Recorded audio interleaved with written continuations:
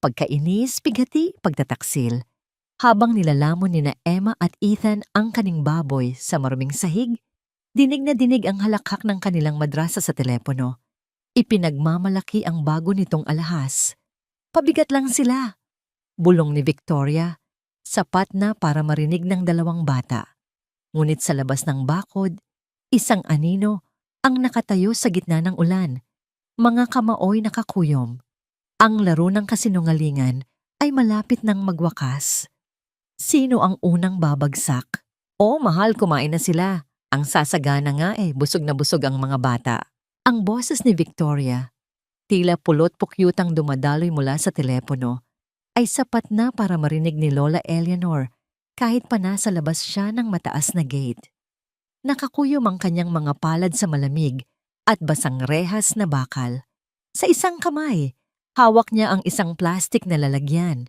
Naglalaman ng adobong manok na niluto niya buong umaga, ang paborito ng kanyang dalawang apo. Ang bawat patak ng ulan na bumabagsak mula sa kulimlim na langit ay tila karayom na tumutusok sa kanyang puso, kasabay ng bawat matamis na kasinungalingang lumalabas sa bibig ng kanyang manugang. Nang matapos ang tawag, ang tamis sa boses ni Victoria ay naglaho na parang bula. Ang katahimikan ay biglang binasag ng isang sigaw na puno ng pagkamuhi. Isang tunog na sanay nang marinig ng mga pader ng bahay na yon. Wala na kayong ibang ginawa, kundi maging palamunin.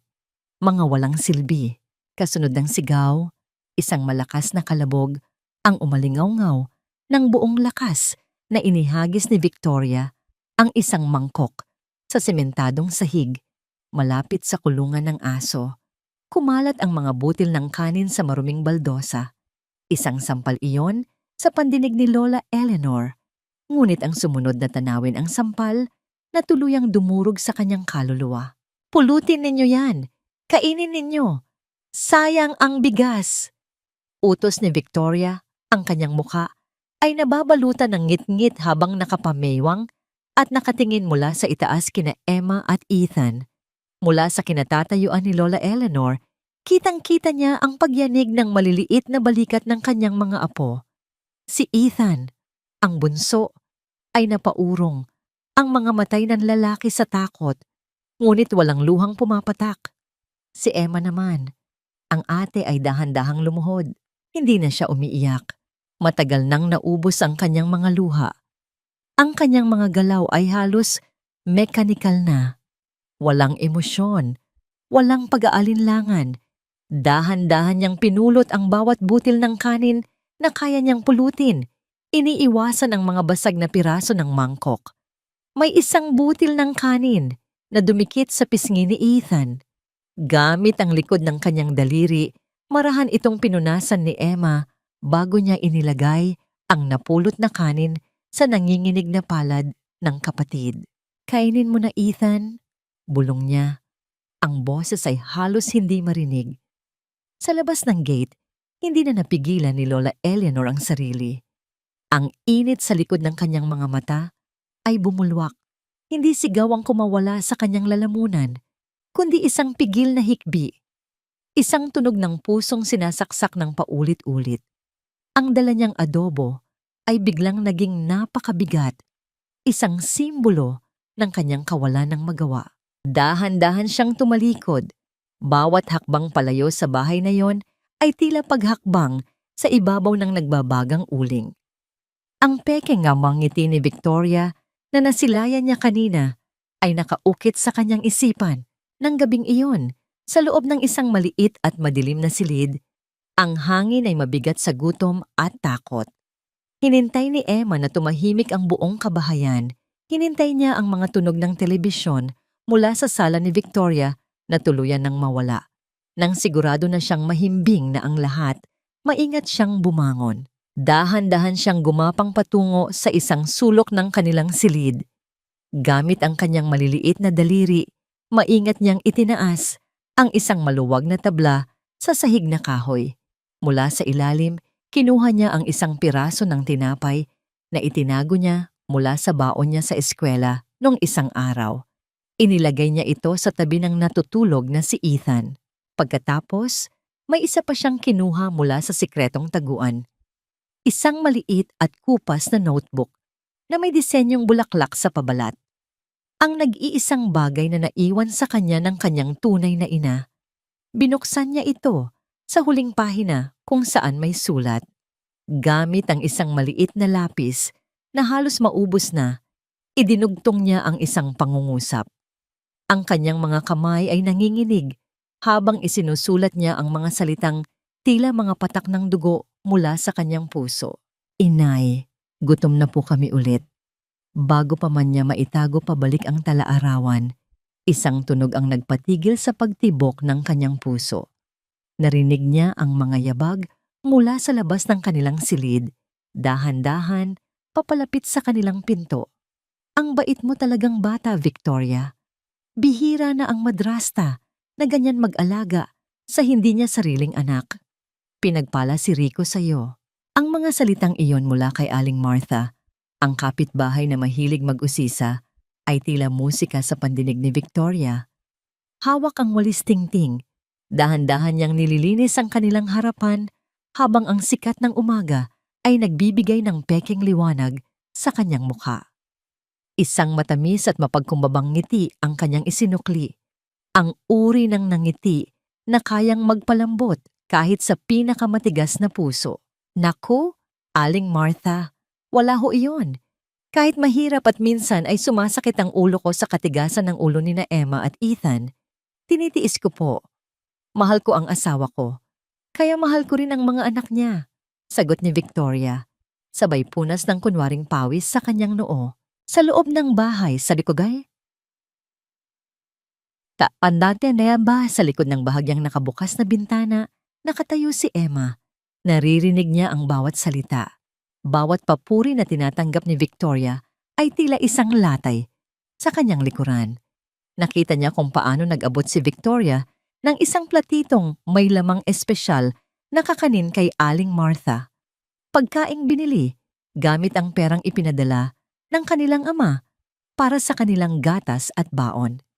Habang ang kanilang mga sikmura ay kumakalam pa mula sa kagabi, ang kanilang madrasta ay abala sa pagpapakain sa ibang tao upang mapanatili ang kanyang imahe bilang isang santo.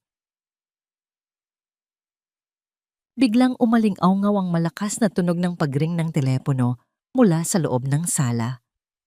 Alam ni Emma kung sino yon.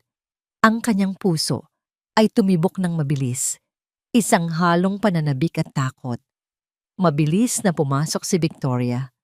Sa isang iglap, ang kanyang mukha na kanina ay maamo, ay naging seryoso at malamig nang makita niya si Emma na nakatayo malapit sa bintana. Ngunit nang pindutin niya ang sagot sa tawag, muling bumalik ang tamis sa kanyang tinig. Mahal, kamusta ka na dyan sa Dubai? Miss na miss ka na namin. Masayang bati ni Victoria. Ang kanyang boses ay puno ng pagmamahal, isang kabaligtaran ng malamig na titig na ibinibigay niya kay Emma sa mga sandaling iyon. Oho, maayos naman ang mga bata. Katatapos lang nilang kumain ng masarap na almusal. O heto si Ethan, gusto ka raw makausap. Pagsisinungaling niya habang hinahatak ang maliit na braso ni Ethan na nun ay kakalabas lang ng banyo. Mariing bumaon ang mga kuko ni Victoria sa balikat ni Ethan habang inilalapit niya ang telepono sa tenga ng bata. Isang babala na hindi kailangan ng salita. Alam ni Ethan ang ibig sabihin yon. Huwag kang magsusumbong kung ayaw mong masaktan. Papa, ang tanging nasabi ni Ethan. Ang kanyang boses ay gumaralgal, puno ng pighati na pilit niyang itinago. Hindi niya masabi ang katotohanan. Hindi niya masabing gutom siya. Hindi niya masabing gusto na niyang lumaya sa bahay na yon. Mula sa malayo, sa kabilang panig ng kalsada, nakatago sa likod ng isang puno ng mangga si Lola Eleanor. Nakita niya ang lahat. Nakita niya ang pagkurot ni Victoria sa kanyang apo habang nakikipag-usap sa telepono. Ang bawat luhang pinipigilan ni Ethan ay tila pumapatak sa sariling kaluluwa ni Lola Eleanor. Gusto niyang sumugod, gusto niyang bawiin ang kanyang mga apo, ngunit alam niyang sa sandaling gawin niya iyon, Lalong pahihirapan ni Victoria ang mga bata sa oras na mawala siya. Nang matapos ang tawag, marahas na kinuha ni Victoria ang telepono. "Pumasok na kayo sa kwarto. Huwag kayong lalabas hanggat hindi ko sinasabi." Singhal niya ng pabulong. Habang naglalakad si Victoria patungo sa kanyang kwarto, iniwan niya ang kanyang mamahaling bag sa ibabaw ng sofa. Dahil sa pagmamadali, bahagyang bumukas ang zipper nito. Nakita ni Emma ang isang kulay rosas na papel na lumabas mula sa loob. Isang resibo mula sa isang mamahaling hotel at isang alahas na nagkakahalaga ng libu-libong piso. Ngunit ang mas nakapukaw ng atensyon ni Emma ay ang pangalang nakasulat sa itaas ng resibo. Hindi iyon pangalan ng kanyang ama. Isang malakas na tunog ng pagsara ng pinto ang nagpagulat kay Emma. Napatingin siya sa direksyon ng kwarto ni Victoria. Sino ang kasama ni Victoria sa hotel na yon? At bakit ginagamit ng madrasta ang perang pinaghirapan ng kanyang ama sa ibang lalaki?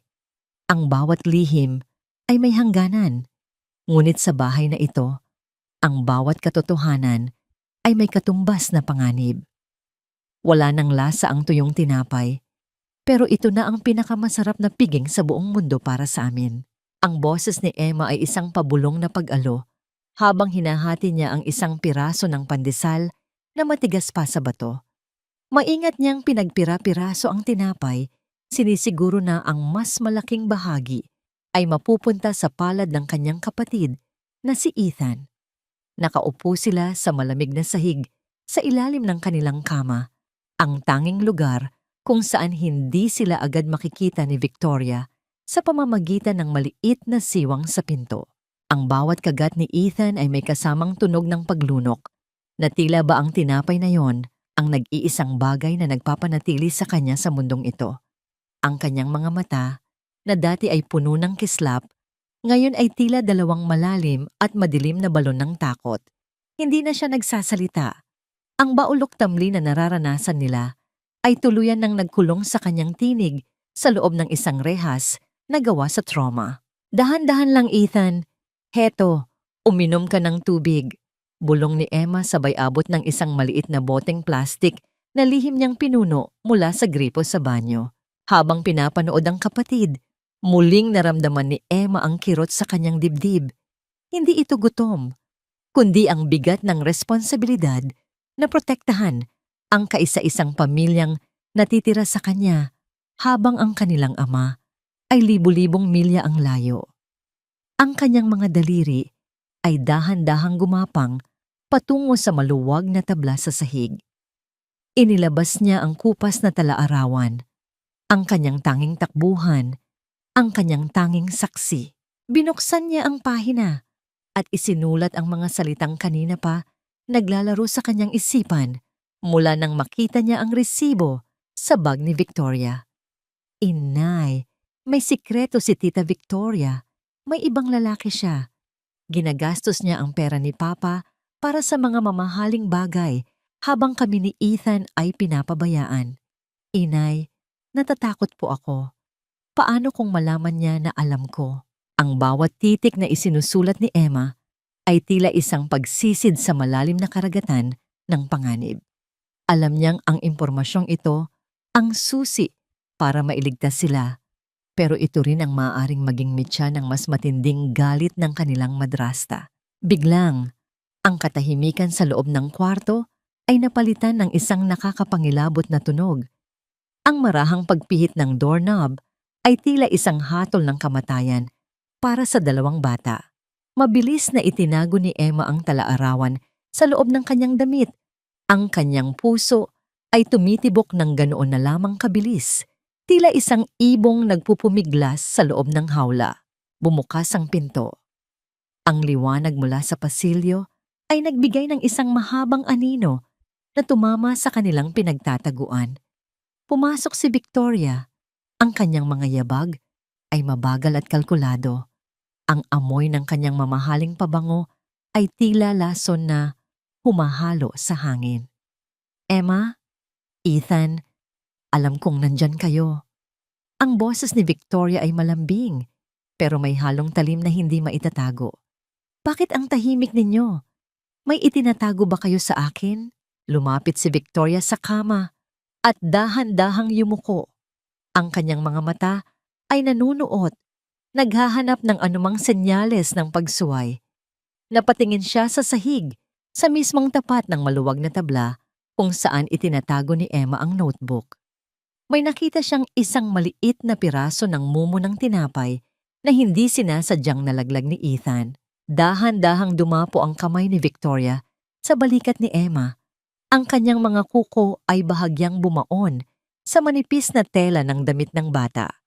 Isang mapait na ngiti ang sumilay sa kanyang mga labi. Saan ninyo nakuha ang tinapay na ito? Tanong niya. Ang boses ay bumaba sa isang nakakatakot na bulong. Nagnanakaw na ba kayo ngayon? Ngunit bago pa makasagot si Emma, ang pansin ni Victoria ay nalipat sa isang bagay na nakausli sa ilalim ng unan ni Emma. Isang sulok ng papel na hindi gaanong naitago ng maayos. Ibigay mo sa akin iyan. Ang utos ni Victoria ay tila isang hatol ng kamatayan na bumasag sa katahimikan ng silid.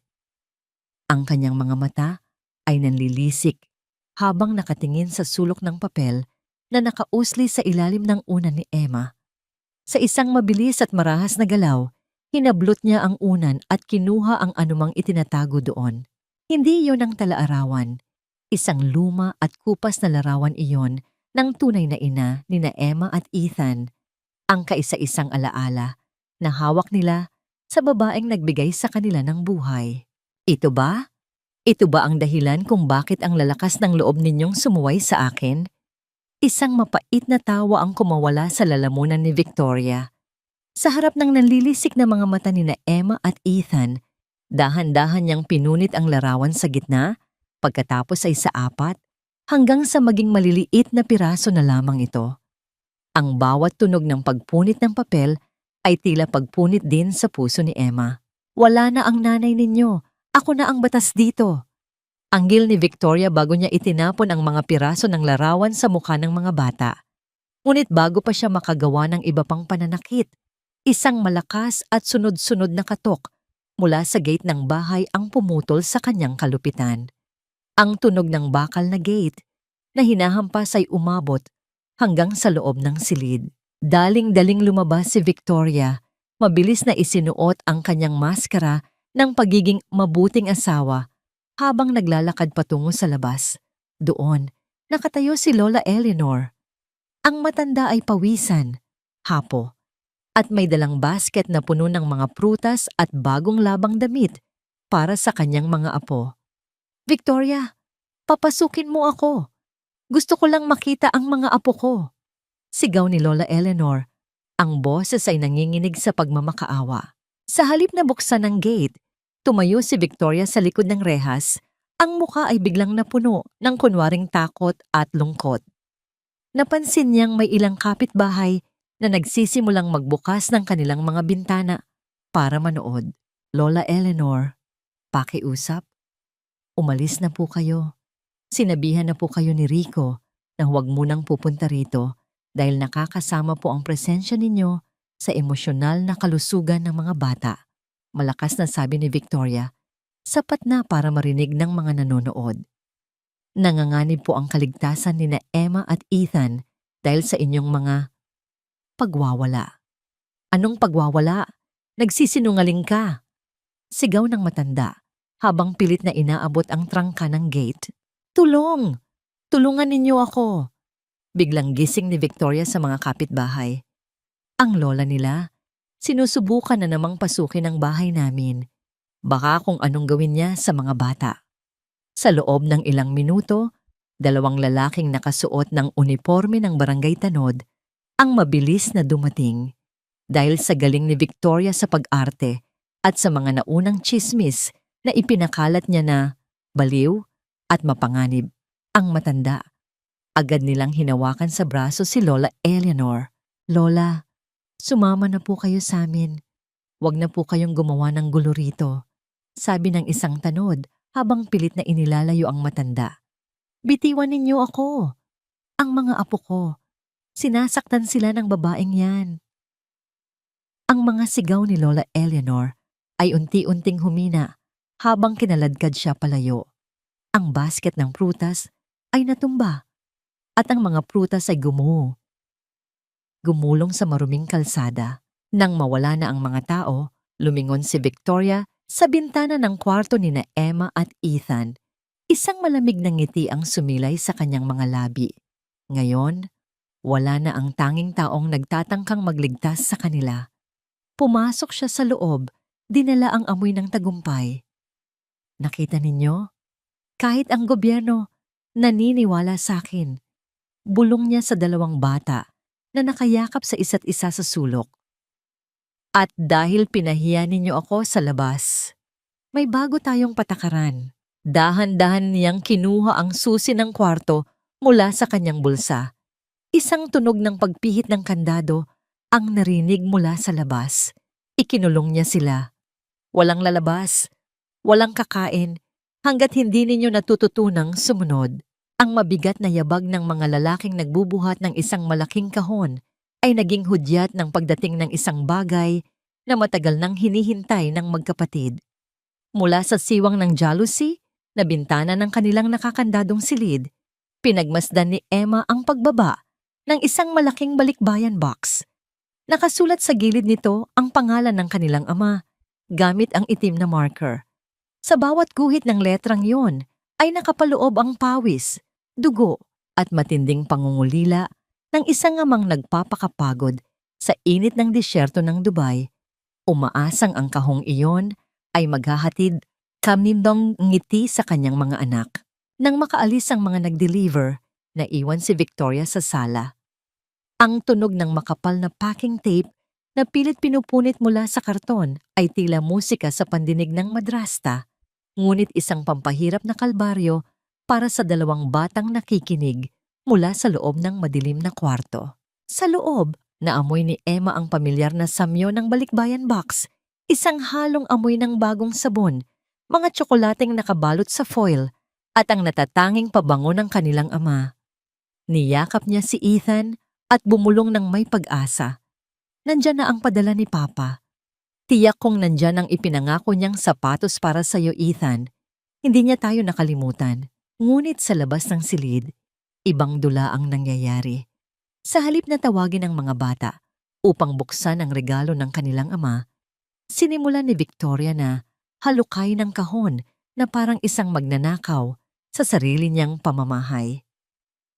Kumislap ang kanyang mga mata nang makita ang mga mamahaling lotion, pabango, at isang sikat na tatak ng bag na ipinadala ni Rico bilang suhol sa kanya upang alagaan ang mga bata. Nang marating niya ang ilalim ng kahon, inilabas niya ang mga damit at laruan para kina Emma at Ethan.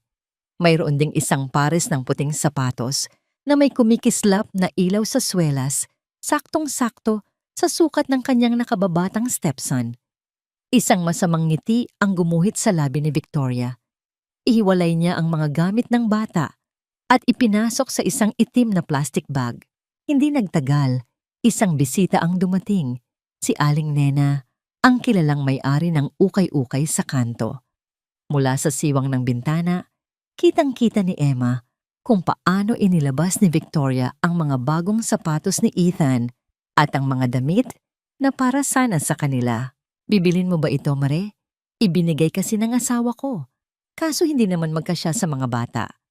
Sayang naman kung nakatambak lang. Ibebenta ko na lang ng mura para may maidagdag ako sa pambili ng masustansyang pagkain nila. Ang pagdadrama ni Victoria, sinasamahan pa ng pagbuntong hininga na tila ba siya na ang pinakamabuting ina sa buong mundo. Bawat perang iniabot ni Aling Nena kay Victoria ay tila patalim na unti-unting hinihiwa ang pag-asa ni Emma. Tiningnan niya si Ethan. Nakatingin din ang bata sa kanyang sariling mga paa na marumi at walang sapin. Ang mga luha ay nagbabadyang tumulo, ngunit pilit na pinipigilan ng takot. Ang sapatos na pinangarap at iniyakan niya sa telepono kasama ng kanyang ama ay tuluyan ng dinala palabas ng gate ng ibang tao. Kinahaponan, Matapos makuha ang lahat ng mahahalagang gamit at maibenta ang natira, itinapon ni Victoria ang walang lamang karton sa labasan ng basurahan, malapit sa bintana ng magkapatid. Kasama sa mga itinapon niya ay ang mga nakusot na balot at isang pirasong papel. Nang maggabi at tulog na ang kanilang madrasta, gumamit si Emma ng isang naituwid na hanger ng damit upang sungkitin ang nalukot na papel mula sa basurahan sa labas ng bintana. Ang kanyang mga kamay ay nanginginig nang buklatin niya ito sa ilalim ng malamig na liwanag ng buwan. Ito ay isang sulat mula sa kanilang ama. Binasa ni Emma ang mga nakasulat at isang nakakapangilabot na katotohanan ang nagpatigil sa kanyang paghinga. Mga anak ko, ang simula ng sulat. Sana ay nagustuhan ninyo ang mga padala ko.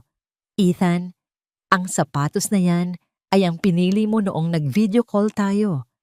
At Emma, may itinago akong malaking halaga ng pera sa loob ng kaliwang sapatos ni Ethan. Para iyan, sa emergency ninyo o kung may gusto kayong bilhin para sa inyong sarili nang hindi na humihingi kay Tita Victoria ninyo. Tatawag ako bukas ng gabi para siguraduhing nakuha ninyo ang pera. Nanlamig ang buong katawan ni Emma. Ang sapatos ay naibenta na. Ang perang itinatago ng kanilang ama ay nasa kamay na ng ibang tao. Kapag tumawag ang kanilang ama bukas at tinanong ang tungkol sa pera, tiyak na mabubunyag na hindi nila nakuha ang mga padala. Ngunit higit na nakakatakot ay ang maaaring gawin ni Victoria kapag nalaman nitong may nawala siyang malaking halaga ng pera at tiyak na ang magkapatid ang kanyang pagbubuntungan ng labis na galit. Huwag kang titingin sa likod, Emma. Maglakad ka lang na parang walang nangyayari. Ang boses na yon ay isang pamilyar na himig ng pag-ibig na nagmula sa likod ng isang malaking puno ng nara sa tapat ng tarangkahan ng eskwelahan. Si Lola Eleanor iyon. Ang kanyang boses ay tila isang haplos ng sutla sa gitna ng magaspang na mundong kinagagalawan ni Emma. Habang ang ibang mga bata ay masayang nagtatakbuhan patungo sa kanilang mga magulang, si Emma ay nakatayo doon. Ang kanyang manipis na katawan ay tila matutumba sa bigat ng kanyang luma at kupas na bag. Dahan-dahang lumapit si Lola Eleanor. Ang kanyang mga mata ay puno ng pighati habang pinagmamasdan ang nanunuyot na mga labi at malalim na mga mata ng kanyang apo. Walang yakap na naganap, masyadong mapanganib. Sa halip, sa isang mabilis na galaw na tila isang ensayadong sayaw, iniabot ng matanda ang isang maliit na supot ng plastik na nakatago sa ilalim ng isang tumpok ng mga basahan. Itago mo ito, anak, sa ilalim ng iyong mga aklat, bulong ni Lola Eleanor. Ang kanyang boses ay nanginginig sa takot na baka may matang nagmamasid sa bawat galaw nila. May pagkain diyan para sa inyo ni Ethan. At sa pinakailalim, may isang maliit na telepono. Nakatago roon ang numero ko. Gamitin mo lamang ito kapag tulog na ang halimaw na yon. Ang pakiramdam ng malamig na plastik sa palad ni Emma ay tila isang daloy ng kuryente na nagbigay sa kanya ng panibagong lakas. Ang muikim ng bosek ni Lola ay tumagos sa kanyang puso. Ang mithiin ng isang lola na protektahan ang kanyang apo kahit pa itinuturing na siyang baliw ng buong barangay dahil sa mga kasinungalingan ni Victoria. Nang makauwi sa bahay ang bayani, ang bawat hakbang ni Emma sa sementadong daan ay tila paglalakad sa ibabaw ng manipis na salamin.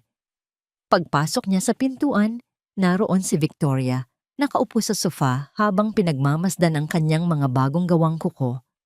Ang amoy ng acetone ay humahalo sa amoy ng nilulutong ulam na alam ni Emma na hindi para sa kanila. Bakit huli ka na ng 10 minuto? Ang tanong ni Victoria ay hindi isang pag-aalala, kundi isang interogasyon. Dahan-dahan siyang tumayo at lumapit kay Emma. Ang kanyang mga yabag ay mabagal at puno ng pananakot. Ang panloob na pagguho ni Emma ay nagsimula nang maramdaman niya ang kamay ni Victoria na humahawak sa strap ng kanyang bag. Ang kanyang lalamunan ay tila natuyo. at ang bawat tibok ng kanyang puso ay tila isang tambol na nagbababala ng sakuna. Naglinis pa po kami ng silid-aralan, tita. Tugon ni Emma. Ang kanyang boses ay pilit na pinatatatag kahit na ang kanyang mga tuhod ay nanginginig na. Ibigay mo sa akin ang bag mo. Gusto kong makita kung may dinala ka na namang basura mula sa labas. Malamig na utos ni Victoria. Sa mga sandaling iyon, ang mundo ni Emma ay tila tumigil. Ang kanyang mga pandama ay nagbago. Ang bawat tunog ng paghinga ni Victoria ay tila isang malakas na bugso ng hangin. Inabot niya ang bag. Ang kanyang mga daliri ay mahigpit na nakakapit sa tela. Tila ba sinusubukang iparating sa bag na itago ng mabuti ang lihim na nasa loob nito. Hinalungkat ni Victoria ang bag. Inilabas niya ang mga lumang aklat, ang mga papel na may mababang marka dahil sa kawalan ng pokus sa gutom at ang maliit na lalagyan ng lapis. Malapit na ang kanyang kamay sa supot ng plastik na itinago ni Lola Eleanor. Biglang, ang katahimikan ay nabasag ng isang malakas na tunog mula sa kusina. Ang tunog ng isang basong nabasag sa sahig. Si Ethan. Ang bata ay nakatayo doon, nanginginig, habang ang mga piraso ng bubog ay nakakalat sa kanyang paanan. Bata ka! Wala ka na talagang ginawang tama. Bulyaw ni Victoria habang binitawan ang bag ni Emma at mabilis na naglakad patungo sa kusina. Ang kanyang galit ay nalipat sa nakababatang kapatid. Nakahinga ng maluwag si Emma, ngunit ang kanyang relief ay panandalian lamang. Mabilis niyang kinuha ang bag at tumakbo patungo sa kanilang silid. Doon, sa ilalim ng kadiliman, inilabas niya ang maliit na telepono. Isang lumang keypad phone, kupas ang kulay, ngunit sa mga mata ni Emma, ito ang pinakamahalagang hiyas sa mundo. Nang buksan niya ang screen, isang mensahe ang nakasulat sa drafts. Isang mensaheng hindi natapos ni Lola Eleanor. Ngunit hindi iyon ang nakakuha ng kanyang atensyon. May isang missed call mula sa isang hindi kilalang numero na ilang beses nang tumatawag sa teleponong iyon simula pa kaninang umaga. Sino ang tumatawag sa sikretong teleponong ito? At bakit ang numerong iyon ay tila pamilyar sa mga numerong nakita ni Emma sa resibo ng hotel ni Victoria? Son, huwag kang mainip, babe. Malaki ang bonus na ipapadala ni Rico ngayong buwan. Sapat na yon para sa bagong motor mo at sa out-of-town trip natin sa Batangas. Ang mga salitang yon na binigkas ni Victoria sa isang malambing at mapanuring tinig ay tila isang malakas na sampal na yumanig sa buong pagkatao ni Emma. Nakatayo ang bata sa madilim na sulok ng labada. Ang kanyang maliliit na kamay ay lubog sa batya ng malamig na tubig at mabula na sabon. Kasalukuyan niyang kinukuskos ang isang mamahaling seda na blusa ni Victoria. Tinitiyak na walang mantsang maiiwan dahil alam niyang ang bawat pagkakamali ay may katumbas na hapdi sa kanyang balat. Ang miron ng katotohanan ay mas masakit pa kaysa sa anumang pisikal na baulok. Habang si Emma ay nagpapakahirap sa gawaing bahay sa ilalim ng init ng bumbilya, ang kanyang madrasta ay komportableng nakaupo sa tumba-tumba sa balkonahe. Hawak ang isang kulay gintong telepono na ngayon lamang nakita ni Emma. Hindi ito ang teleponong ginagamit ni Victoria kapag kausap ang kanilang ama. Ito ay isang lihim na kagamitan ng kataksilan. Sa bawat halakhak ni Victoria, naramdaman ni Emma ang unti-unting pagguho ng kanyang panloob na mundo. Ang kanyang lalamunan ay tila tinikla ng tuyong dayami, mahapdi at mahirap lunukan. Ang kanyang mga daliri ay naging manhid sa loob ng tubig at ang bawat tibok ng kanyang puso ay tila isang mabigat na martilyo na bumubugbog sa kanyang dibdib. Ang imahe ng kanyang ama na nagpapagal sa ilalim ng nakatirik na araw sa Dubai ay malinaw na naglaro sa kanyang isipan na tila ba isang aninong pilit na kumakawala mula sa kanyang gunita. Paano nagagawang tawaging bobo at palamunin ni Victoria ang lalaking nagbibigay sa kanya ng marangyang buhay? Ang bawat butil ng pawis ni Rico ay ginagawang panustos lamang ni Victoria sa isang lalaking hindi naman nila kilala. Nang tumayo si Victoria upang kumuha ng juice sa kusina, naiwan ang gintong telepono sa ibabaw ng mesa sa balkonahe. Ang screen nito ay nakabukas pa rin, naglalabas ng isang mahinang liwanag sa gitna ng kadiliman ng gabi. Parang may magnetong humila kay Emma. Dahan-dahan niyang inalis ang kanyang mga kamay sa tubig. Maingat na pinunasan ang mga ito sa kanyang kupas na palda upang hindi makagawa ng anumang tunog ng pagpatak ng tubig sa semento. Sa bawat hakbang niya patungo sa mesa, ang tunog ng kanyang sariling paghinga ay tila isang malakas na huni ng hanging nagbababadya ng bagyo. Nang marating niya ang telepono, nakita niya ang isang litrato sa wallpaper. Hindi si Rico ang nandoon.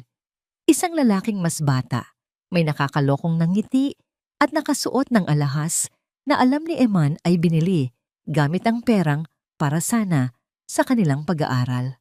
Mabilis niyang tiningnan ang mga mensahe. Kailan mo ba ididispatcha ang mga batang iyan? Sagabal sila sa plano nating mamuhay ng magkasama kapag nakuha mo na ang lahat kay Rico, ang sabi sa isang text mula sa lalaki. Ang tugon ni Victoria ay mas lalong nakapagpalamig ng dugo ni Emma. Konting tiis na lang, mahal. Malapit na silang maging kasaysayan. May plano na ako para sa kanila bago pa man tumapak ang paa ni Rico sa Pilipinas. Isang tunog ng tsinelas na lumalapat sa tiles ang narinig ni Emma mula sa loob ng bahay. Mabilis siyang bumalik sa kanyang pwesto sa labada. Isinauso ang kanyang mga kamay sa tubig na tila ba walang nangyari. Ang bawat kuskos niya sa tela ay naging mas mabilis, mas matindi, habang ang kanyang isipan ay pilit na inuunawa ang panganib na naghihintay sa kanila ni Ethan. Lumabas si Victoria, ang kanyang mga mata ay nanunuot habang nakatingin sa likod ni Emma. Siguraduhin mong tuyo yan bukas ng umaga, Emma.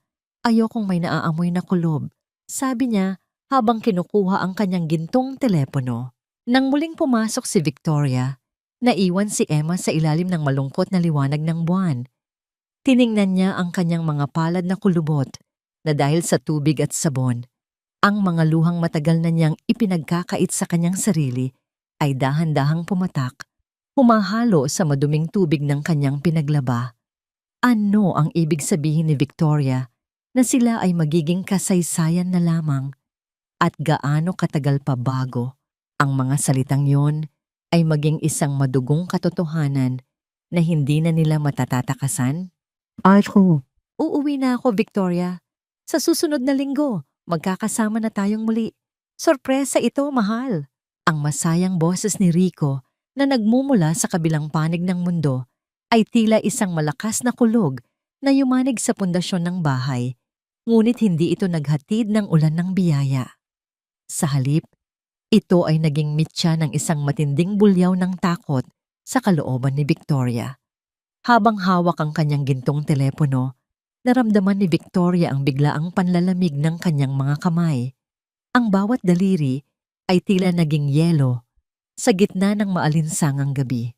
Ang kanyang lalamunan ay naging tuyo na tila ba nilalamon ng buhangin mula sa disyerto kung nasaan ang kanyang asawa. Ang pawis sa kanyang noo ay dahan-dahang gumulong, tila mga uod na gumagapang sa kanyang balat. Hindi ito ang plano, hindi pa siya handa. Ang mga batang payat, ang perang nawawala, at ang lalaking lihim niyang kinikita. Lahat ng ito ay mga piraso ng isang malaking kasinungalingan na malapit ng gumuho. Sa loob ng nakakandadong silid, nakadikit ang tenga ni Emma sa malamig na kahoy ng pinto. Ang bawat salitang binibigkas ng kanyang ama ay tila isang awit ng kaligtasan na matagal na niyang pinapangarap. Ngunit ang kagalakang iyon ay agad na hinaluan ng isang malalim na pangamba. Naramdaman niya ang panginginig ng kanyang mga tuhod habang nakikita ang anino ni Victoria na pabalik-balik sa pasilyo. Tila isang hayop na naghahanap ng mapagtataguan sa gitna ng paparating na bagyo. Ang miro ng kabalintunaan ay masakit na masakit. Ang amang nagpapakapagod upang bigyan sila ng magandang buhay ay uuwi sa isang tahanang ang tanging laman ay dusa at pagkukunwari. Rico, mahal. Bakit biglaan? Ang boses ni Victoria ay nagsumikap na maging malambing, ngunit ang panginginig nito ay hindi maitago. Di ba sa susunod na taon pa ang uwi mo? Baka mabigla ang mga bata.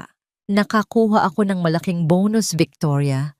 Gusto ko nang makita ang mga anak ko. Nasasabik na akong makita si Ethan na suot ang bagong sapatos na ipinadala ko. Nakuha ba nila ang perang itinago ko doon? Ang galak sa tinig ni Rico ay tila isang patalim na lalong nabaon sa dibdib ni Victoria. Nabitawan ni Victoria ang suklay na hawak niya.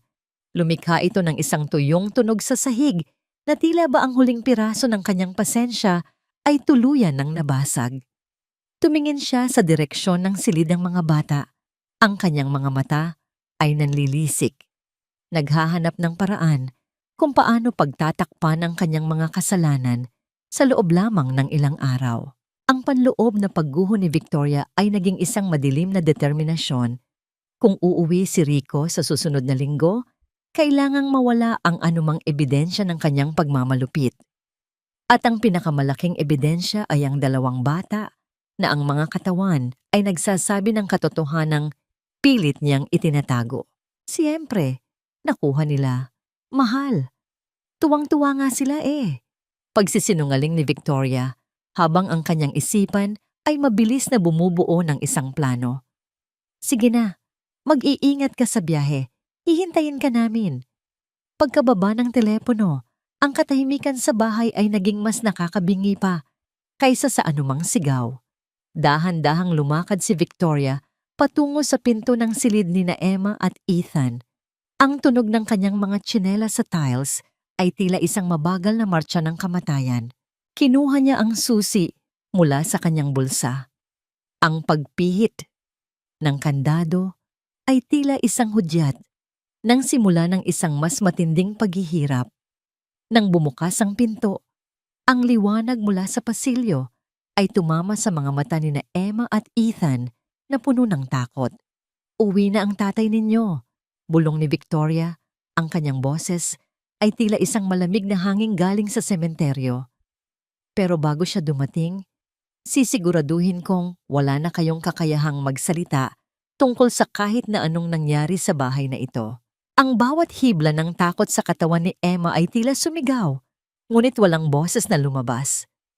Ang kanyang tanging nagawa ay yakapin ng mahigpit ang nanginginig na si Ethan habang pinapanood ang anino ng kanilang madrasta na dahan-dahang lumalamon sa kanilang maliit na mundo. Paano nila magagawang iligtas ang kanilang mga sarili kung ang tanging taong inaasahan nilang magliligtas sa kanila ay uuwi sa isang bitag na sadyang inihanda para sa kanilang lahat? Bilisan ninyo ang pagkilos. Huwag na kayong maraming tanong kung ayaw ninyong maiwan sa baha. Ang boses ni Victoria ay tila isang matalim na kidlat na gumuhit sa gitna ng madilim at maulan na gabi. Sa labas, ang langit ay tila nagagalit. Ang bawat patak ng ulan na tumatama sa bubong ay lumilikha ng isang nakabibing ingay. Tila libu-libong maliliit na martilyo na sabay-sabay na nagpupukpok sa yero. Ang hanging humahampas sa mga bintana ay naglalabas ng isang malungkot na huni, isang babala ng paparating na panganib na tila ba ang kalikasan mismo ay nagdadalamhati para sa dalawang batang nakapiit sa loob. Ang maling akala ni Emma ay naging isang malamig na katotohanan nang utusan silang mag-empake ng kakaunti nilang gamit. Sa ilalim ng malungkot na liwanag ng isang bumbilyang aandap-andap, mabilis na isinilid ni Emma sa kanyang lumang backpack ang talaarawan ng kanyang ina, isang kupas na t-shirt ni Ethan, at ang maliit na teleponong ibinigay ni Lola Eleanor. Ang kanyang mga kamay ay nanginginig, hindi dahil sa lamig ng hangin, kundi dahil sa matinding kaba na bumabalot sa kanyang puso. Ang panloob na pagguho ni Emma ay nagsimula nang makita niya ang mga mata ni Victoria. Wala na doon ang pekeng tamis na ipinapakita nito kay Rico. Ang tanging nananatili ay isang madilim at walang emosyong tingin, tila isang hukom na nagbabana ng hatol. Tita, Saan po tayo pupunta? Bakit kailangang sa gitna ng bagyo? Ang tanong ni Emma, ang kanyang boses ay halos malunod sa dumadagundong na kulog mula sa langit. Lilikas tayo. Masyadong mapanganib dito. Baka bumahaha at walang sumaklolo sa atin. Pagsisinungaling ni Victoria habang marahas na hinahatak ang braso ni Ethan. Huwag na kayong magdala ng kung ano-ano. Ang mahalaga ay makaalis tayo rito bago pa man tumaas ang tubig. Ang miro ng kabalintunaan ay kitang-kita habang sinasabi ni Victoria na ililigtas niya sila mula sa baha. Ang kanyang mga galaw ay tila isang hayop na naghahanda ng isang bitag. Isinakay sila sa lumang kotse ni Rico. Ang amoy ng loob ng sasakyan ay humahalo sa amoy ng basang lupa. At ang matapang na pabango ni Victoria, isang kombinasyong nakakahilo at nakakasulasok. Sa kabilang bahagi ng bayan, sa loob ng kanyang maliit at payak na bahay, hindi mapakali si Lola Eleanor. Ang bawat pagkulog ay tila isang babala na tumatama sa kanyang matandang puso. Ramdam niya sa kanyang mga buto ang isang masamang pangitain. Sinubukan niyang tawagan ang lihim na teleponong ibinigay niya kay Emma. Ngunit tanging ang paulit-ulit na tunog ng pagring ang sumasagot sa kanya sa katahimikan ng gabi. Panginoon, bantayan ninyo ang aking mga apo. Bulong ng matanda habang nakaluhod sa harap ng isang maliit na altar. Ang kanyang mga luha ay dahan-dahang gumulong sa kanyang kulubot na pisngi. Humahalo sa liwanag ng isang kandilang unti-unti nang nauubos. Sa loob ng sasakyan, pinagmamasdan ni Emma ang pamilyar na mga kalsada na unti-unting naglalaho sa dilim at ulan. Ngunit sa halip na tumungo sa evacuation center o sa bahay ni Lola Eleanor, napansin ni Emma na pinaliko ni Victoria ang sasakyan patungo sa madilim at liblib na bahagi ng highway. Ang daan patungo sa kabilang lalawigan, kung saan kakaunti ang mga bahay at walang mga ilaw sa kalsada. Tita, hindi po ito ang daan patungo sa bayan. Bulong ni Emma. Ang kanyang puso ay tila gustong tumalon palabas ng kanyang dibdib sa tindi ng takot. Hindi sumagot si Victoria. Ang tanging narinig ni Emma ay ang tunog ng wiper ng sasakyan na pabalik-balik sa windshield. Tila isang orasan na mabilis na nagbibilang ng natitirang sandali ng kanilang kaligtasan. Ang mukha ni Victoria na nasasalamin sa rearview mirror ay nananatiling matigas at walang awa. Saan sila dadalhin ni Victoria sa gitna ng ganito kalakas na bagyo?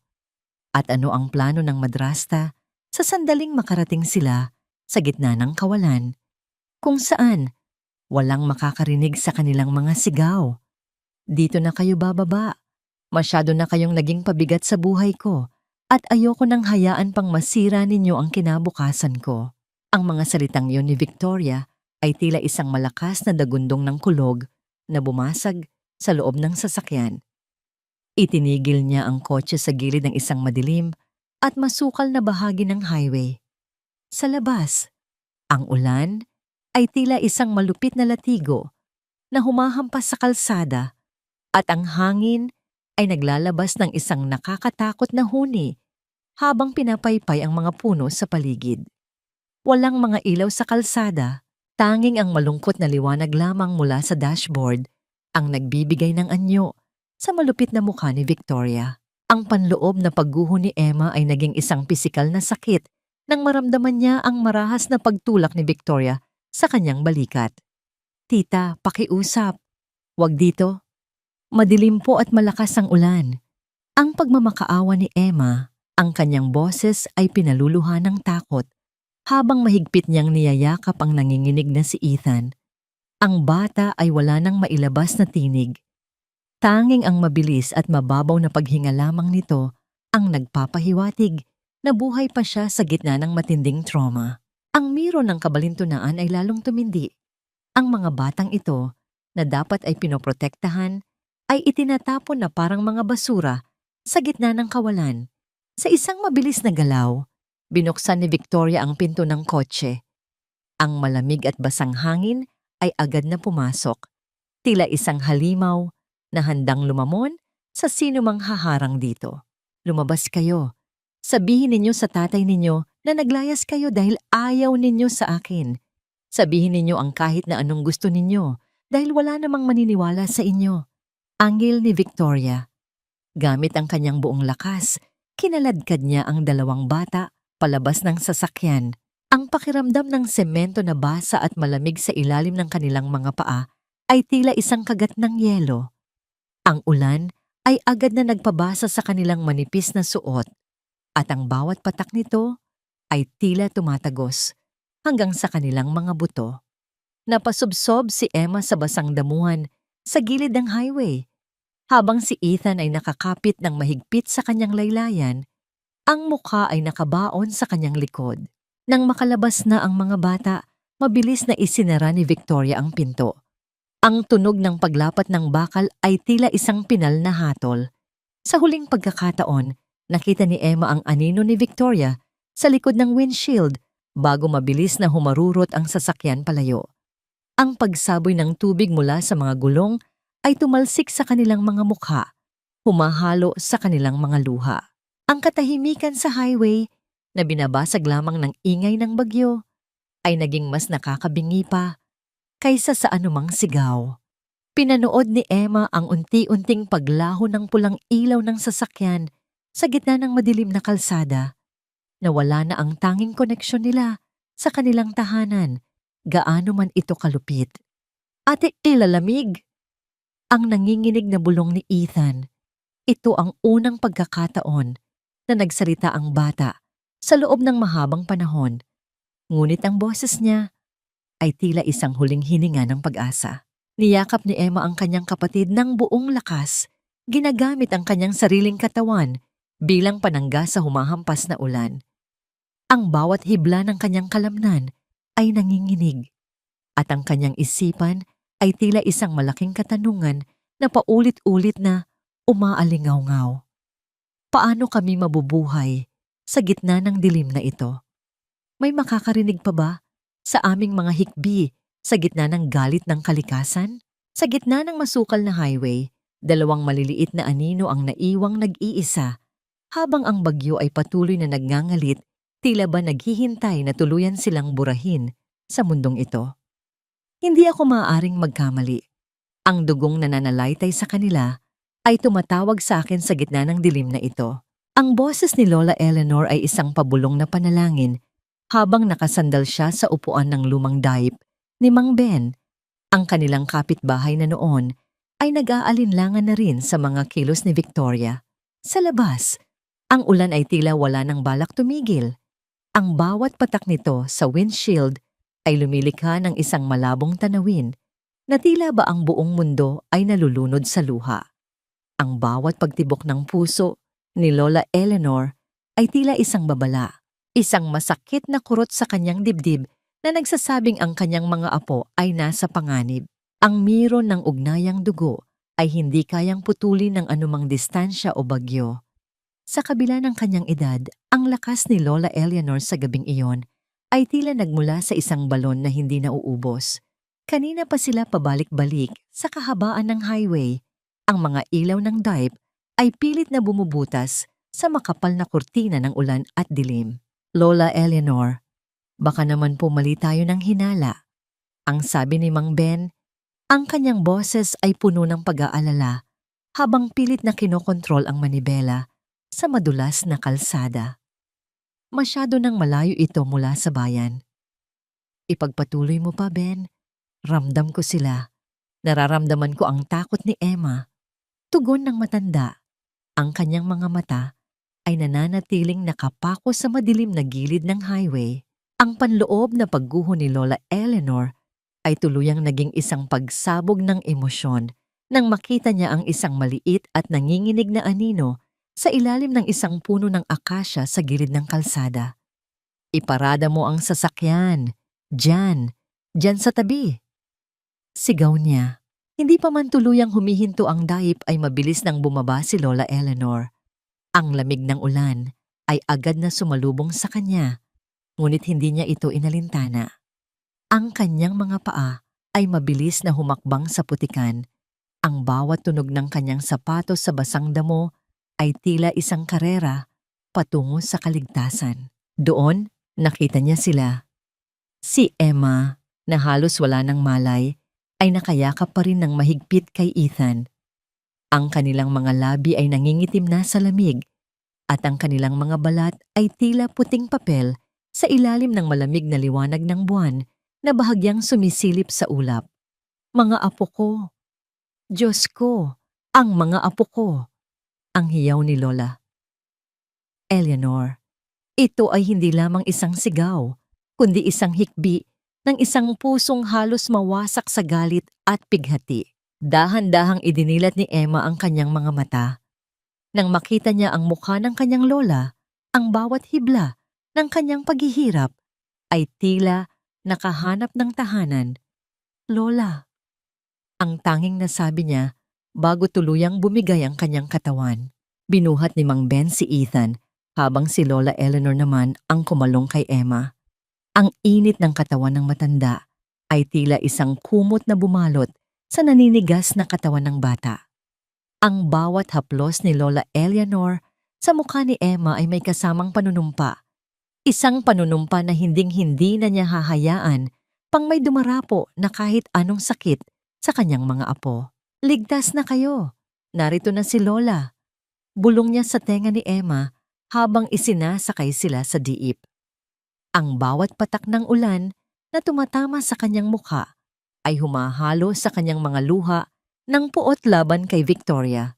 Sa loob ng sasakyan, habang pilit na pinapainit ni Lola Eleanor ang mga bata gamit ang mga dalang kumot, ang kanyang isipan ay tila isang nagbabagang uling. Ang pagmamahal niya ay naging isang matalim na sandata. Alam niyang bukas, pagtapak ng paa ni Rico sa Pilipinas, ang digmaan ay hindi na lamang tungkol sa pananahimik. Ngunit sa likod ng kanyang galit, may isang katanungan na patuloy na bumabagabag sa kanya habang tinitingnan ang mahimbing na tulog ni na Emma at Ethan. Paano niya maibabalik ang tiwala ng mga batang ito sa mundong tila tinalikuran na sila? Mahal, wala na sila. Naglayas ang mga bata. Kinuha nila ang lahat ng pera mo at iniwan akong mag-isa sa gitna ng bagyo. Ang boses ni Victoria ay tila isang punyal na bumasag sa katahimikan ng madaling araw nang tumapak ang mga paa ni Rico sa loob ng kanilang tahanan. Sa halip na yakap ng mga anak at masayang bati ang sumalubong sa kanya, ang tumambad sa kanya ay ang anyo ng kanyang asawa na tila isang biktima ng isang malaking trahedya. Ang buhok ni Victoria ay sadyang ginulo. Ang kanyang mga mata ay mapula mula sa kunwaring pag-iyak at ang kanyang mga balikat ay nanginginig sa bawat hikbi na sadyang idinisenyo upang makuha ang simpatya ng asawa. Ang maling akala ni Rico ay naging isang malamig na katotohanan na dumurog sa kanyang puso.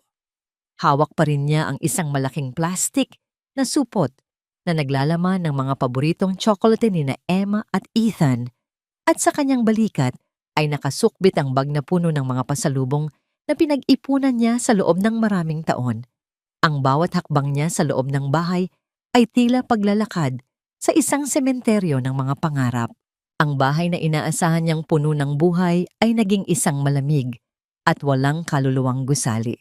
Ang panloob na pagguho ni Rico ay nagsimula sa kanyang lalamunan.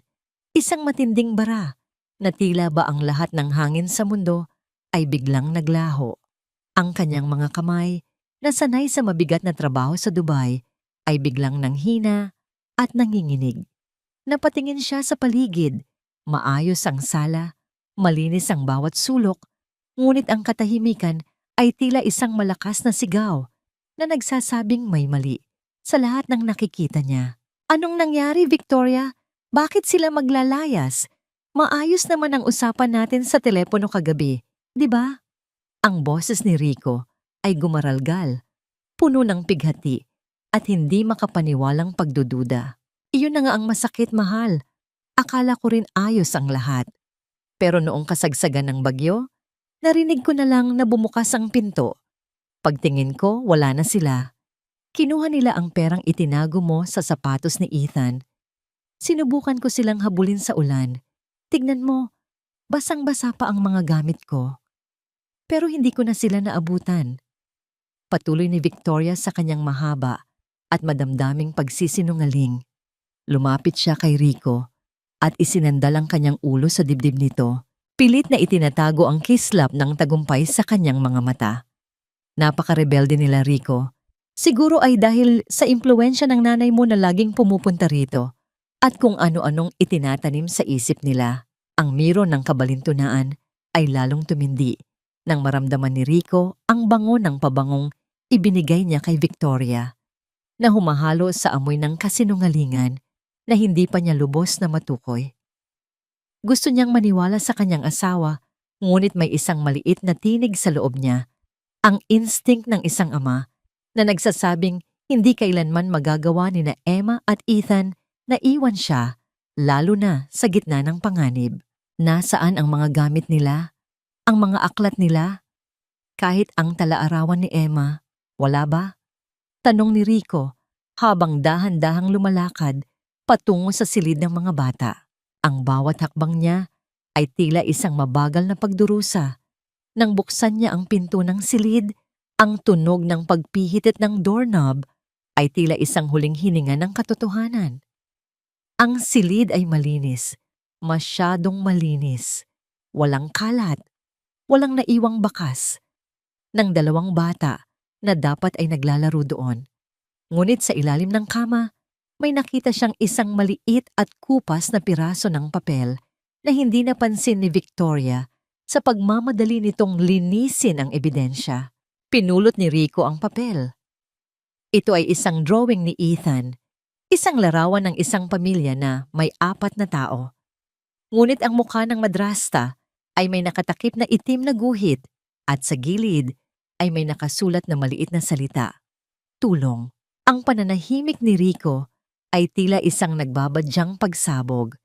Lumingon siya kay Victoria na noon ay nakatayo sa pinto. Ang mukha ay biglang namutla nang makita ang hawak ng asawa.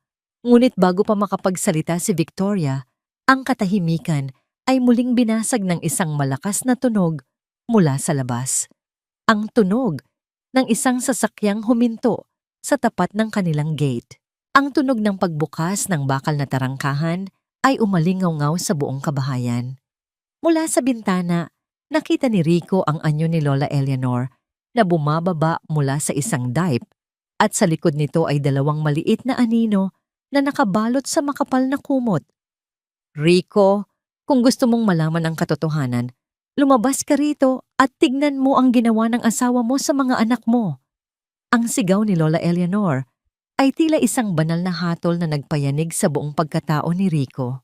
Paano haharapin ni Rico ang katotohanang ang taong pinagkatiwalaan niyang mag-alaga sa kanyang mga anak? Ang siya mismong nagtapon sa kanila sa kapahamakan. At anong uri ng puot ang sasabog sa sandaling makita niya ang kalunos-lunos na kalagayan ni na Emma at Ethan sa mismong bisperas ng kanyang pagbabalik? Huwag mong hawakan ang mga anak ko, Victoria. Huwag mong dudunggisan ang balat nila ng iyong mga kamay na puno ng kasinungalingan. Ang boses ni Rico ay hindi isang sigaw.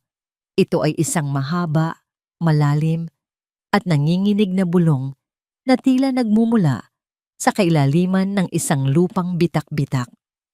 Nakatayo siya sa gitna ng sala. Ang kanyang mga mata ay nakapako sa anyo ni na Emma at Ethan na ngayon ay nasa likuran ni Lola Eleanor. Ang mga bata ay nakabalot sa makapal na kumot. Ang kanilang mga labi ay maputla pa rin at ang kanilang mga mata ay puno ng isang uri ng takot na hindi dapat makita sa mukha ng isang 12 taong gulang. Ang maling akala ni Rico na ang kanyang asawa ay isang anghel ay tuluyan ng natunaw. Tila isang kandilang nalusaw sa tindi ng init ng katotohanan. Ang miro ng kanyang pagkatao ay gumuho nang makita niya ang panginginig ni Ethan nang subukan siyang lapitan ni Victoria upang magpaliwanag. Ang bata ay halos magtago sa likod ng palda ni Lola Eleanor. Ang kanyang maliit na kamay ay mahigpit na nakakapit sa tela. Tila ba ito na lamang ang tanging nag-uugnay sa kanya sa kaligtasan. Sa gitna ng tensyon, dahan-dahang humakbang si Lola Eleanor patungo sa gitna ng sala. Walang galit sa kanyang mukha, tanging isang malalim na pighati at determinasyon. Ang bawat hakbang niya sa ibabaw ng makintab na tiles ay tila isang mabigat na tunog ng orasan na nagbibilang ng huling sandali ni Victoria. Rico, anak, ang boses ng matanda ay mahinahon ngunit may awtoridad na hindi matatanggihan. Hindi mo kailangan ng aking mga salita. Hayaan mong ang sariling tinig ng iyong anak ang magpaliwanag sa iyo ng lahat. Dahan-dahang inilapag ni Lola Eleanor ang isang maliit, kupas, at bahagyang sa pang-notebook sa ibabaw ng mesa. Ang tala-arawan ni Emma. Ang bawat pahina nito ay tila isang buhay na saksi, isang silent witness sa bawat hapdi at gutom na naranasan ng magkapatid sa loob ng maraming buwan. Ang panloob na pagguho ni Rico ay naging ganap nang simulan niyang basahin ang unang pahina. Ang bawat titik na isinulat ni Emma sa pamamagitan ng kanyang nanginginig na kamay ay tila isang malakas na sampal na dumadapo sa pisngi ni Rico. Unyo 15. Wala na naman kaming almusal. Inubos ni Tita Victoria ang pera ni Papa para sa kanyang bagong bag. Inay, masakit po ang tiyan ko, pero kailangang ibigay ko ang huling piraso ng tinapay kay Ethan. Ang bawat pahina ay tila isang punyal na bumabaon sa dibdib ni Rico. Nabasa niya ang tungkol sa kaning baboy sa sahig, ang tungkol sa pagpunit sa larawan ng kanilang ina, at ang huling isinulat ni Emma bago ang gabi ng bagyo, ang tungkol sa lalaking lihim na kinikita ni Victoria, at ang plano nitong idispatsa sila. Rico, mahal, huwag kang maniwala dyan. Gawa-gawa lang yan ng nanay mo.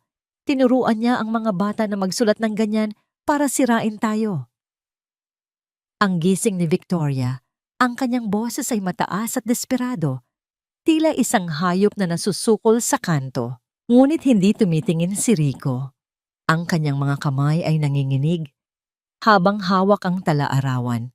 Ang bawat patak ng kanyang luha ay tumatama sa papel, humahalo sa tinta ng mga salita ni Emma. Sa mga sandaling iyon, ang katahimikan sa bahay ay naging mas nakakabingi pa kaysa sa anumang sigaw ni Victoria. Ang miro ng hustisya ay nagsimulang gumalaw ng ilabas ni Lola Eleanor mula sa kanyang bulsa ang maliit na teleponong ibinigay niya kay Emma. Heto ang ebidensya ng kanyang kataksilan sa Rico. Ang mga mensahe, ang mga tawag, at ang mga litrato ng lalaking pinaglalaanan niya ng perang pinaghirapan mo sa ibang bansa. Napatingin si Rico kay Victoria. Sa unang pagkakataon, nakita niya ang asawa nang walang maskara. Hindi na siya ang magandang babaeng pinangarap niyang makasama habang buhay. Ang nakikita niya ay isang halimaw na nagtangkang pumatay sa kanyang mga anak. Ang tunog ng pagbagsak ng tala-arawan sa mesa ay tila isang hatol na huling binigkas. Dahan-dahang lumapit si Rico kina Emma at Ethan. Lumuhod siya sa harap ng kanyang mga anak. Ang kanyang mga balikat ay nayayanig sa matinding pagsisisi. Patawarin ninyo ako. Ang tanging nasabi ni Rico bago niya niyakap ng buong higpit ang dalawang bata. Ngunit si Victoria, sa gitna ng kanyang pagkatalo, ay hindi pa rin nagpapatinag. Akala mo ba matatapos na ito ng ganoon lang? Akin ang bahay na ito. Wala kayong ebidensya na itatagal sa korte. Anggel niya. Ang kanyang mukha ay naging kakatwa sa tindi ng puot. Isang tunog ng pagbukas ng tarangkahan ang muling narinig. Sa pagkakataong ito, hindi lamang si Mang Ben ang naroon. 2 pulis ang dahan-dahang pumasok sa loob ng sala, dala ang isang papel na magpapabago sa kapalaran ng lahat. Ano ang nilalaman ng papel na yon? At paano haharapin ni Victoria ang karma na kanina pa naghihintay sa labas ng pinto ng bahay na itinuring niyang sariling kaharian ng kasamaan? Bitawan niyo ako. Wala kayong karapatan. Mga pulis lang kayo. Hindi niyo alam ang nangyayari sa loob ng pamamahay na ito. Ang boses ni Victoria ay tila isang nakakarinding hiyaw. Hiyaw ng isang hayop na nasusukol. Isang matinis na tunog na bumasag sa katahimikan ng gabi sa loob ng kanilang sala. Ang kanyang mga mata na dati ay puno ng mapanlinlang na tamis, ngayon ay nanlilisik sa galit at takot habang pilit siyang kumakawala sa hawak ng dalawang operatiba. Ngunit sa pagkakataong ito, wala nang maling akala na makakapagligtas sa kanya. Ang maskara ay tuluyan ng nalaglag at ang nakatambad ay ang isang mukhang naging kakatwa dahil sa tindi ng puot at pagkapahiya. Ang miro ng katarungan ay dumarating sa paraang hindi inaasahan, ngunit laging nasa tamang panahon. Ang bawat hakbang ng mga pulis sa ibabaw ng tiles ay tila isang hatol na nagpapatunay na ang bawat luhang pumatak mula sa mga mata ni Emma at Ethan ay may katapat na kabayaran. Ang tunog ng malamig na bakal na sumara sa mga pulso ni Victoria ay lumikha ng isang tuyo at pinal na tunog. Isang hudyat na ang kanyang kaharian ng kasinungalingan ay tuluyan ng gumuho. Ang panloob na pagguho ni Victoria ay nagsimula nang makita niya ang mga kapitbahay na dati ay kanyang nauto. Ngayon ay nakadungaw sa kanilang mga bintana at pintuan. Ang mga marites na dati niyang kakwentuhan ay wala nang bakas ng simpatya sa kanilang mga mukha. Sa halip, ang tanging mababakas sa kanila ay ang matinding pagkamuhi at pagkasuklam. Ang bawat bulong nila sa labas ng gate ay tila isang malakas na hanging humahampas sa kanyang pagkatao. Rico, mahal, huwag mong hayaang gawin nila ito sa akin. Para sa pamilya natin ito. Ang huling desperadong sigaw ni Victoria habang pilit niyang tinitingnan ang kanyang asawa. Ngunit si Rico ay nanatiling nakatayo sa tabi ng kanyang mga anak, tila isang matibay na pader na naghihiwalay sa kanila mula sa lason ng nakaraan. Ang kanyang mga mata, na dati ay puno ng pagmamahal para sa asawa, ngayon ay wala ng laman, kundi ang malamig na desisyon at matinding pagsisisi. Ang bawat hikbi ni Emma na nararamdaman niya sa kanyang dibdib ay nagbibigay sa kanya ng lakas na huwag nang lumingon pa. Wala ka ng pamilya, Victoria. Ikaw mismo ang pumatay sa pamilyang ito nung iniwan mo ang mga anak ko sa gitna ng bagyo. Ang boses ni Rico ay matatag. Walang bakas ng pag-aalinlangan. Hayaan mong ang batas ang sumagot sa lahat ng ginawa mo. Habang kinaladkad si Victoria palabas ng bahay, ang bawat hakbang niya sa putikan sa labas ay tila isang simbolismo ng kanyang pagbagsak. Ang ulan ay tumigil na, ngunit ang lamig na iniwan nito ay nananatili sa bawat sulok ng barangay. Ang mga sigaw ni Victoria ay unti-unting humina habang isinasakay siya sa loob ng sasakyan ng pulis. Ang nakakarinding huni ng sirena na dahan-dahang lumalayo ay naging hudyat ng pagtatapos ng isang madilim na kabanata sa buhay ng magkapatid. Sa loob ng sala, ang katahimikan ay muling bumalik. Ngunit sa pagkakataong ito, hindi na ito ang katahimikang puno ng takot. Ito ay ang katahimikan ng isang lupang kakatapos lamang bayuhin ng bagyo, naghihintay sa unang sinag ng araw para sa pagsisimula ng paghilom. Niyakap ni Lola Eleanor ang kanyang mga apo ng buong higpit. Ang bawat haplos niya sa buhok ni Emma ay may kasamang pabulong na pasasalamat sa langit. Ang miro ng kanilang hinaharap ay nagsisimula pa lamang mabuo. Isang hinaharap na hindi na kailangang magtago sa ilalim ng sahig o kumain ng mga tira-tirang pagkain sa maruming mangkok. Ngunit sa kabila ng pag-alis ni Victoria, ang sugat sa puso ni Emma at Ethan ay nananatiling bukas. Tumingin si Rico sa kanyang mga anak. Ang kanyang mga kamay ay nanginginig pa rin sa galit at lungkot. May isang malaking katanungang bumabagabag sa kanya. Sapat na ba ang pagkakakulong ng kanilang madrasta upang maibalik ang mga tawa at tinig na kinuha nito mula sa kanyang mga anak? O ang katarungang ito ay simula pa lamang ng isang mas mahabang laban para sa kanilang muling pagkabuo? Hindi sapat ang lahat ng perang kinita ko sa ibang bansa para pawiin ang bawat luhang pumatak sa inyong mga mata. Ang boses ni Rico ay isang mahinang bulong na tila nagmumula sa isang pusong nadurog at muling pinagdikit ng matinding pagsisisi. Nakaluhod siya sa semento ng kanilang maliit na balkonahe sa tapat ni na Emma at Ethan na noon ay tahimik na pinapanood ang paglubog ng araw. Ang langit ay naglalabas ng mga kulay na lila at kahel. Isang payapang tanawin na kabaligtaran ng bagyong pinagdaanan ng kanilang pamilya nitong mga nakaraang buwan. Wala na si Victoria, wala na ang bawluk, ngunit ang bawat galos sa kaluluwa ng kanyang mga anak ay tila isang piping saksi na hindi kailanman mabubura ng panahon. Ang panloob na pagguho ni Rico ay nagpatuloy habang pinagmamasdan niya ang kanyang mga palad. Ang mga palad na sanay sa pagbubuhat ng mabibigat na kagamitan sa disyerto, ngunit nabigong hawakan ng mahigpit ang kaligtasan ng kanyang sariling dugo at laman. Ang miro ng kanyang pagkakamali ay lalong naging malinaw. Inakala niyang ang pagpapadala ng mga mamahaling gamit at balikbayan box ay sapat na upang punan ang kanyang pagkukulang bilang ama. Ngunit sa bawat piraso ng tsokolateng ibinebenta ni Victoria, isang bahagi ng tiwala ng kanyang mga anak ang tuluyan ng naglaho. Dahan-dahang lumapit si Emma sa kanyang ama. Ang kanyang mga galaw ay hindi na tulad ng dati na puno ng takot at pag-aalinlangan. Inabot niya ang kamay ni Rico, ang kanyang maliliit at magaspang na daliri ay humaplos sa mga kalyo ng kanyang ama. Ang haplos na yon ay hindi lamang isang pagpapakita ng pagmamahal. Ito ay isang tahimik na pagpapatawad na higit pa sa anumang salita. "Papa, wag na po kayong umiyak. Nandito na po kami," bulong ni Emma. Ang kanyang boses ay may dalang katatagan na tila ba siya ang naging matanda sa kanilang dalawa sa gitna ng pagsubok. Ang miro ng muling pagkabuo ay nagsimula sa isang simpleng pagkilos. Kinuha ni Rico ang isang maliit na lalagyan ng krayola at papel. Sa tabi niya, si Ethan ay dahan-dahang gumapang patungo sa kanyang ama. Ang kanyang katawan ay hindi na nanginginig sa tuwing may naririnig na malakas na tunog.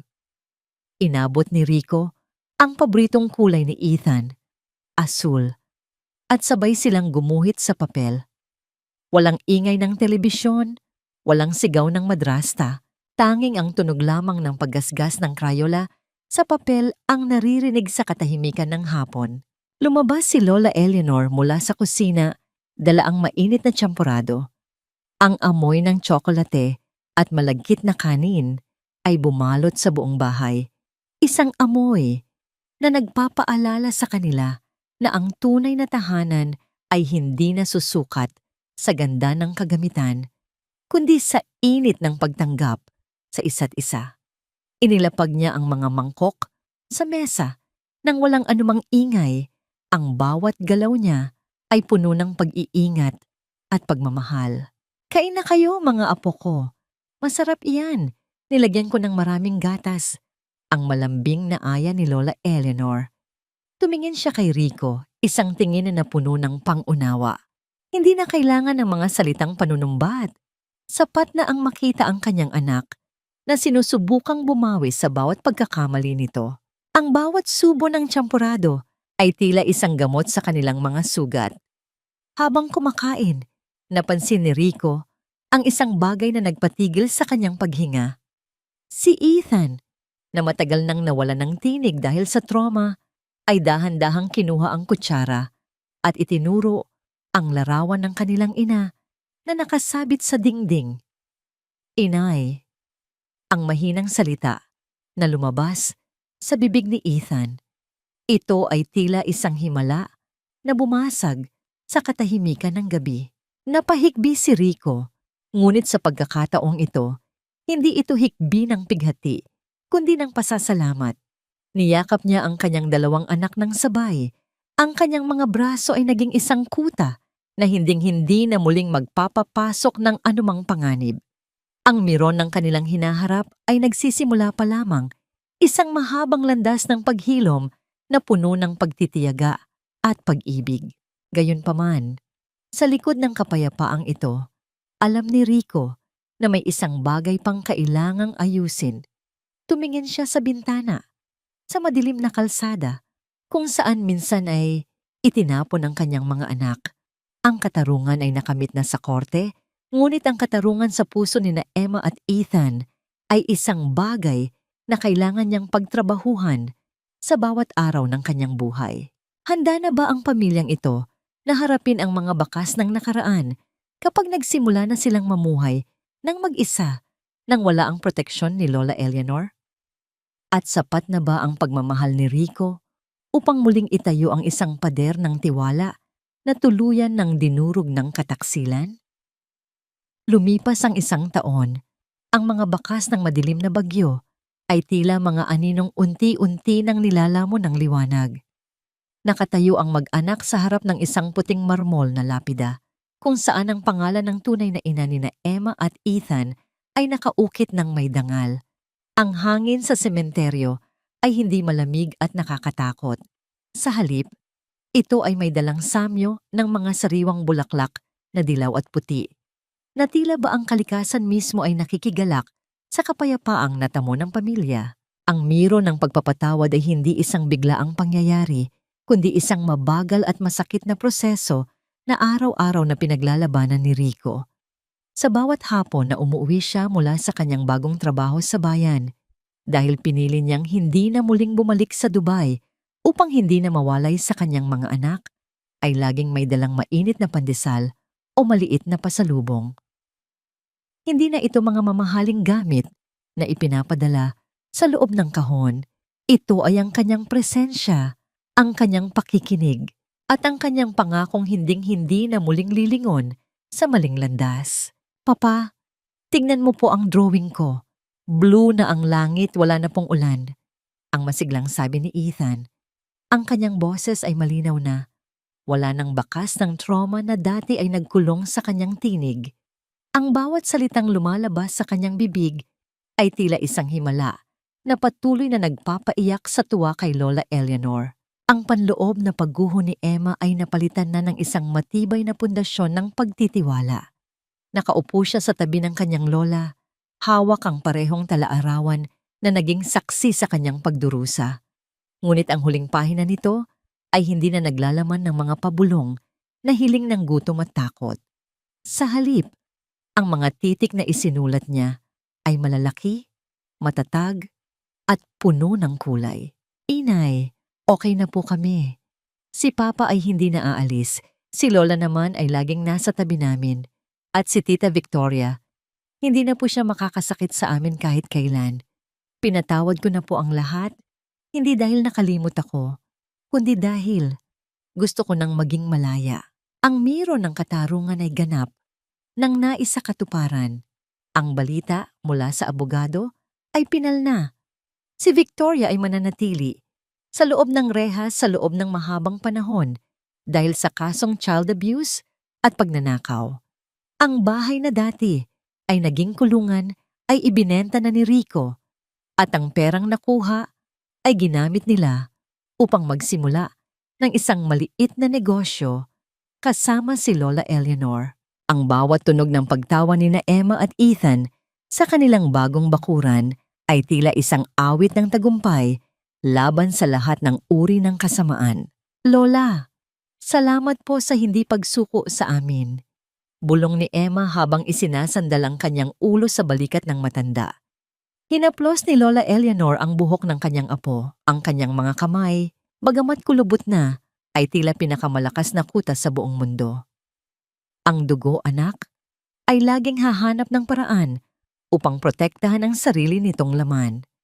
Hanggat narito ako, hinding-hindi kayo mag-iisa. Ang miro ng kanilang hinaharap ay hindi na isang malaking katanungan. Habang dahan-dahang lumulubog ang araw, naglakad sila palayo sa sementeryo, magkahawak kamay. Ang apat na anino ay naging isa sa ilalim ng gintong liwanag. Ang bawat hakbang nila sa damuhan ay tila isang panunumpa na ang pag-ibig, kapag totoo at tapat, ay kayang magpahilom kahit sa pinakamalalim na sugat. Ang katahimikan ng gabi na dahan-dahang dumarating ay hindi na nakakatakot. Ito ay naging isang pamilyar na yakap ng kapayapaan, isang hudyat na sa wakas. Ang bagyo ay tuluyan ng lumipas. Correct.